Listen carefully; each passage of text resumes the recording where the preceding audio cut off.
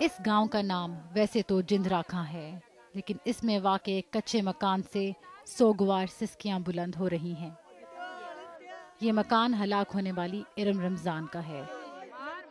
10 سالہ ارم کو شہر میں ایک خاندان کے ہاں کھانا بنانے کے لیے بھیجا گیا تاکہ ان کے خاندان کا چولہا جلتا رہے، لیکن ارم سفید کفن میں لپٹی واپس آئی۔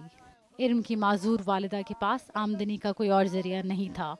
زبیدہ بی بی نے اپنی چھوٹی سی معصوم بیٹی کو دفن تو کر دیا ہے، مگر وہ یہ نہیں جانتی کہ اپنے پچھتاوے کو کہاں دفن کریں۔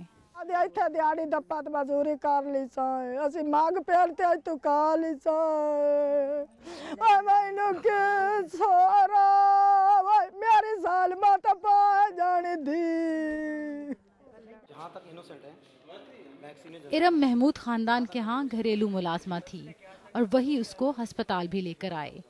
مالکن ناصرہ محمود نے اعتراف کیا کہ انہوں نے ارم پر لوہے کے سلاخ سے تشدد کیا اور اس وقت ان کا 16 سالہ بیٹا پاس ہی کھڑا سب دیکھ رہا تھا۔ انہوں نے بغیر کسی ندامت کے کہا کہ یہ ایک حادثہ تھا، کسی کو نہیں معلوم تھا کہ وہ مر جائے گی۔ 3 دفعہ پیسے لے گئی تھی، مجھے غصہ آ گیا تھا پر میں نے پھر اس کو مارا، پھر ہاتھ میں نے باندھ دیے، ہاتھ باندھ کے میں نے بٹھا دیا۔ میں کہتی نیند آ رہی، میں کہا سو جا، روٹیاں بنانے لگ گئی۔ پولیس کا کہنا ہے کہ ارم کی موت حادثہ نہیں تھی، بلکہ وہ آہستہ آہستہ موت کی آغوش میں گئی جب وہ بندھی ہوئی تھی۔ جو بچی ہے اس کے جسم پر تشدد اور مار پیٹ کے نشانات تھے، اس کے کان کے قریب بہت گہرا نشان تھا۔ تو اس کے بعد جب گھر پہ گئے اور ان سے بات چیت ہوئی تو یہ پتہ چلا کہ بچی کو 1-2 دن سے انہوں نے مسلسل تشدد کا نشانہ بنایا، جس سے اس کی موت واقع ہو گئی۔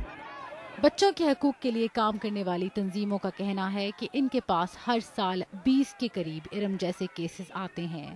اس کے علاوہ زیادتی اور تشدد کے لاتعداد واقعات ہیں جو رپورٹ ہی نہیں ہوتے۔ پاکستان میں گھروں میں کام کرنے والے ان بچوں کے تحفظ کے لیے کوئی قانون موجود نہیں۔ آج ارم اس ننھی سی قبر میں دفن ہے، لیکن کبھی وہ ان بچوں کی طرح ہنسا اور کھیلا بھی کرتی تھی۔